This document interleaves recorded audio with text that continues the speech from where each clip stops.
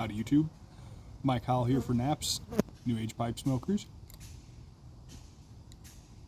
Hope y'all are doing well today. I'm sitting here literally watching paint dry on some cabinets, so figured I might as well have a bowl and shoot the shit with y'all. I'm smoking out of my Savinelli Alligator 311 blue. This is one of my favorite out and about pipes. Normally it's an out and about when I'm not painting, like when I'm dressed nicer and stuff. It's a good pipe to carry around. It's short and compact, easy to carry around in a pocket or in whatever carrying case you might use.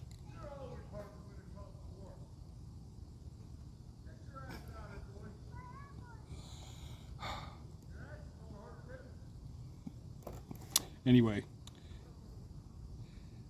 in it today, I'm smoking some Gawith Hoggarth Kendall, Kentucky, which is very quickly becoming a favorite. Sanzini sent me a sample, thanks bud, and I very quickly ordered myself some more. Probably gonna have to get a couple pounds of this stuff because it's available in bulk and it is amazing. It's a fine shag cut. Pour some in the lid here so you can see it.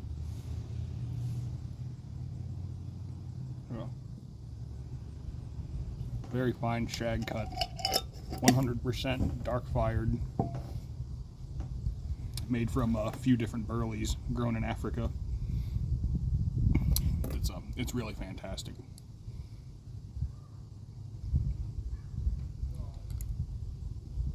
Burns a little quick, but surprisingly not too bad. And if you smoke it in a narrower chamber for a shag cut, normally I'm not a big fan of shag cuts, especially for Virginias. And even for English blends, like they just burn too fast, and with Virginias they tend to burn hot. To me anyway, your experience may differ as always. But I ended up trying Five Brothers quite a while back now, and that's a really nice shag cut burley, just a straightforward, rustic American burley. It's great by itself, also great for picking up any weaker blends and giving a little oomph. Very much like an oatmeal, potatoes, plain but filling sort of tobacco.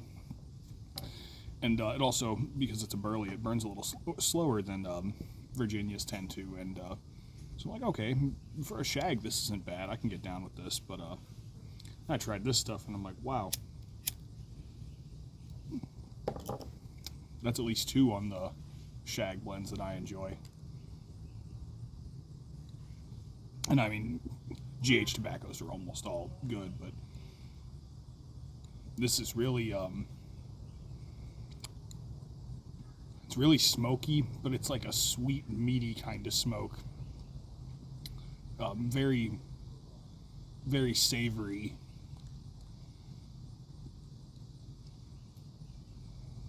But the sweetness is like, it's even less sweet than something like, say, Bold Kentucky or Old Dark Fired. Although both of those have a heavy dark fired component, they also have some Virginias and other things in them. This is just 100% dark fired. So it's very dry on the palate, although it does still have some sweetness to it, but it's a dry sort of sweetness.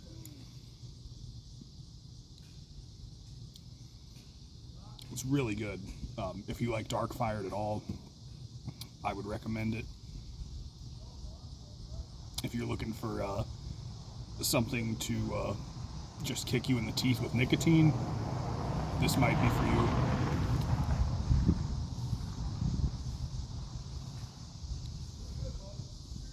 It burns really nice and easy, but like I said, not too fast, especially for a shag. Faster than, a flake or you know, something like that would burn, but I mean, no faster than the average ribbon cut, maybe a little slower even, because of it being the Kentucky leaf. That's a real leathery sort of leaf. It burns real slow. But man, it's delicious. Definitely gonna have to get me some pounds of this. And for GH product, it's actually, I don't want to say readily available, because almost none of their stuff is really readily available, but it's seems to be available more often than a lot of their more sought after flakes and ropes and things of that nature.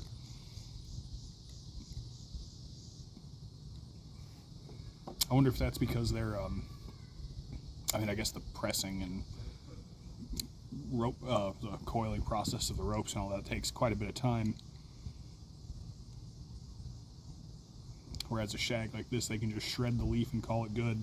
The Kendall name would make you think, some people would think that there's, you know, would be a Lakeland topping on this, like that floral, bottom of your grandma's purse, fucking vanilla type of stuff that you get on, you know, like 1792 or, you know, some of the other, or some of the, you know, God, I don't know why none are popping into my head right now. It's been a long day, but 1792 is more Tonkin forward than that Lakeland topping, really. But it's like if someone shredded up the bottom of your grandma's purse and mixed it with your tobacco.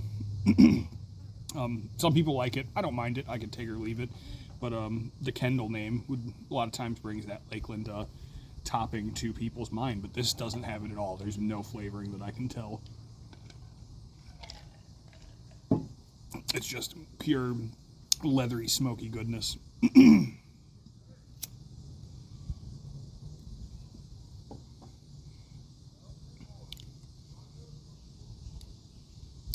So yeah, definitely one I'm going to start keeping around when I can, at least.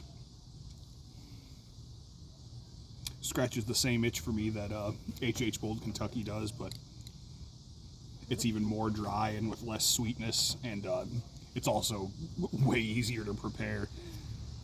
I just throw some out on a tray, let it dry for an hour or so, and then keep a good chunk in a jar. I can pack a bowl whenever I feel the urge, light it up, and it's super easy.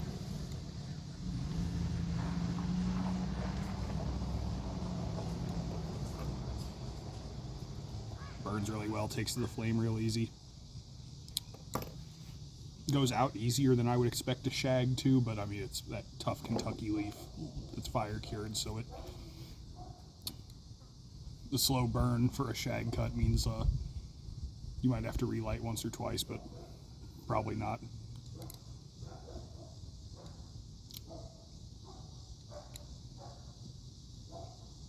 It's Thursday, mantle tonight, so any of the people in the Naps Facebook group, hope to see you on there.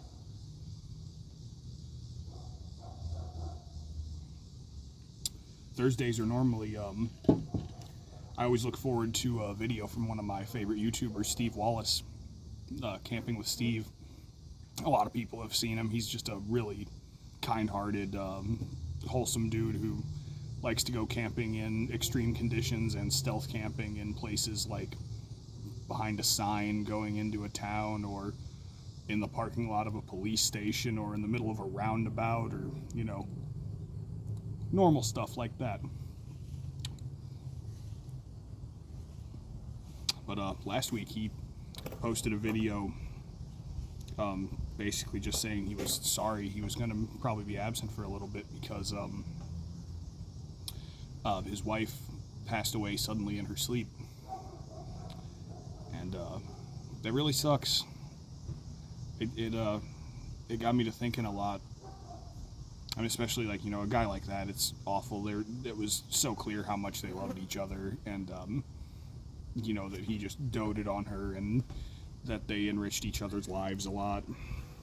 But stuff like that is it's a reminder to the rest of us too, that every relationship in our lives is impermanent. It's finite. It has an expiration date. Even if it's, whether it's family, friends, you know, loved ones, spouse, parents, children, whatever it is, even our relationship with things, with, our home, our favorite pipe and tobacco, everything is finite, because one day either it will be gone or we will. So it's important to treasure the people, the things, the places, and the times that you really love. It's important to appreciate them, and to not let little things get in the way of our appreciation, or little irritations push us to not remember how much we love the people, the things, the places, and the times in our lives. Because things like this, a lot of times people say, that could be me, and it makes them think that, but the truth is, it's not. It could be me.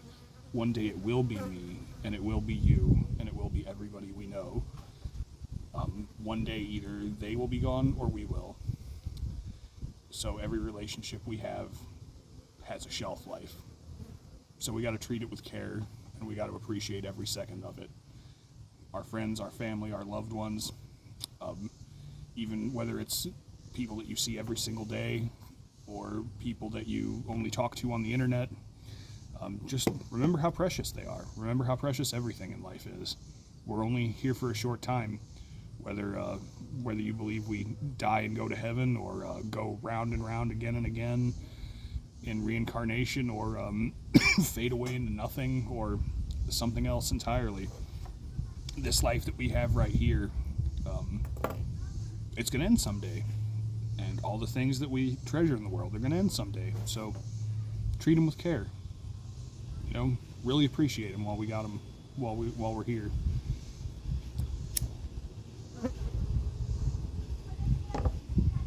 That was a little deeper than I meant to get, but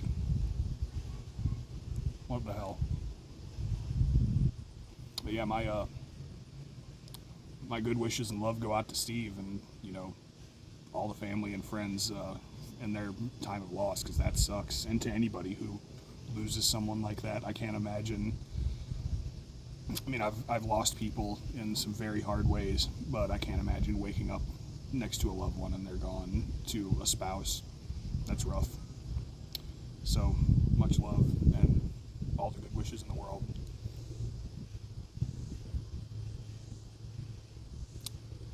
Anyway. That was a ramble, but this GH Kendall, Kentucky is really good. It seems to smoke best in a narrower chamber. It smokes fine in a wide chamber too, but it burns a lot longer, and I can't say flavors develop a lot through the smoke. It's a pretty consistent flavor the whole way. But I seem to get more time out of a narrow bowl, and it has more time for the flavor to not develop, but like deepen, I guess. Get a little more intense.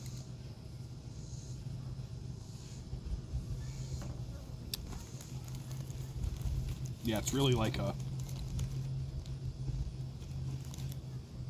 definitely like a smoked meat kind of vibe that I get.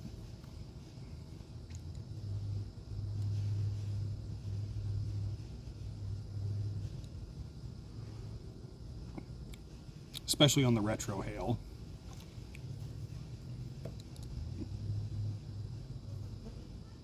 Really good stuff. Well, anyway, I've rambled on for long enough, and this paint's probably dry by now. Time to spray another coat. So, y'all have a good one, and if you are in the NAPS group on Facebook, or if you're on Facebook at all and not in the NAPS group, look us up, New Age Pipe Smokers, and every Thursday night, most Thursday nights, that doesn't happen once in a while, but most Thursday nights, we just have a video chat. Everybody sits around and smokes their pipes. Some people smoke cigars. Some people smoke weed. You can smoke whatever you want. I don't care. I'm not going to judge. Probably best if you don't smoke crack. Not because, it offends me or anything, but because I care about you and I don't want you to die. So, Yeah, Mantle on Thursdays at 7 p.m. Central Time, 8 p.m. Eastern Time,